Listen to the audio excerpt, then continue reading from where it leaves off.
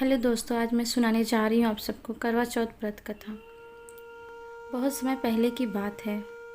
एक साहूकार के 7 बेटे और उनकी एक बहन करवा थी। सभी सातों भाई अपनी बहन से बहुत प्यार करते थे, यहाँ तक कि पहले खाना खिलाते उसे बाद में खुद खाते थे। एक बार उनकी बहन ससुराल में से मायके आई हुई थी। शाम को भाई जब अपना व्यापार बंद करके घर आए तो देखा उनकी बहन बहुत व्याकुल थी। सभी भाई खाना खाने बैठे और अपनी बहन से भी खाना खाने का आग्रह करने लगे, लेकिन बहन की बताया कि उसका निर्जला व्रत है और वह खाना सिर्फ चंद्रमा को देखकर ही, उसे अर्घ देकर ही खा सकती है। चूँकि चंद्रमा अभी तक नहीं निकला है, इसलिए वह भूख प्यास से व्याकुल हो उठी है। सबसे छोटे भाई से अपनी बहन की यह हालत देखी नहीं जाती और वह दूर पीपल के पेड़ पर एक दीपक जलाकर चलनी को ओट में रख देता है और दूर से देखने पर वह ऐसा प्रतीत होता है जैसे चतुर्थी का चांद उदित हो रहा हो। इसके बाद भाई अपनी बहन को बताता है कि चांद निकल आया है, तुम उसे अर्घ देने के बाद भोजन कर सकती हो। बहन खुशी के मारे सीढ़ियाँ पर चढ़कर चांद को देखती है। उसे अर्घ देकर खाना खाने बैठ जाती है। वह पहला टुकड़ा मुंह में डालती ही है तो उसे छींक आ जाती है। दूसरा टुकड़ा डालते ही उसे बाल निकल आता है और जैसे ही तीसरा टुकड़ा मुंह में डालने को कोशिश करती है, उसके पति की मृत्यु का समाचार उसे मिलता है। वह बौखला जाती है। उसकी भाभी उसे सच्चाई से अवगत कराती हैं कि उसके साथ ऐसा क्यों हुआ है।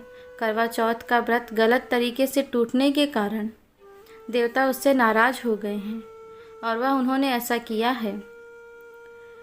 सच्चाई जानने के बाद करवा निश्चय करती है कि वह अपने पति के अंतिम संस्कार नहीं होने देगी और अपने सतीत्व से उन्हें पुनर्जीवन दिलाकर रहेगी।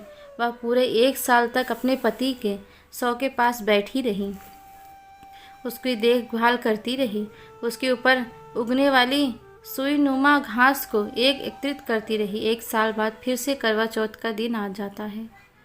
उसकी सभी भाभियां करवा चौथ का व्रत रखती हैं। जब भाभियां उससे आशीर्वाद लेने आती हैं तो वह प्रत्येक भाभी से यम सुई ले लो, पिया सुई दे दो, भाभी मुझे अपनी जैसी सुहागन बना दो, ऐसा आग्रह करती है। लेकिन हर बार भाभी उसे अगली भाभी से आग्रह करने को कहकर चली जाती हैं।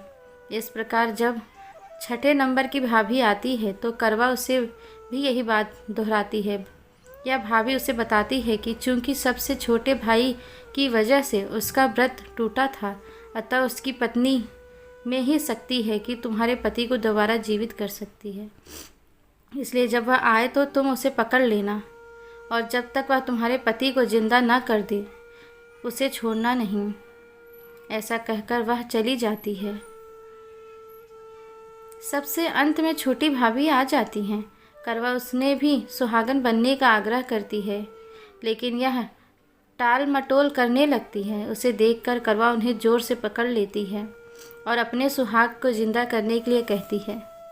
भाभी उसे छुड़ाने के लिए बोलती है, नोचती है, खसोटती है, लेकिन करवा नहीं छोड़ती। अंत में उसकी तपस्या को देखकर भाभी पसीज जाती हैं और अपनी छोटी उंगली को चीरकर उसमें से अमृत उसके पति के मुंह में डाल देती हैं। करवा का पति तुरंत श्री गणेश कहता हुआ उठ बैठता है और इस प्रकार प्रभु कृपा से उसकी छोटी भाभी की मधुमेह से करवा को अपना सुहाग वापस मिल जाता है। दोस्तों, करवा चौथ का व्रत सभी सुहागनियों को करना चाहिए। इससे अपना सुहाग, अपने बच्चे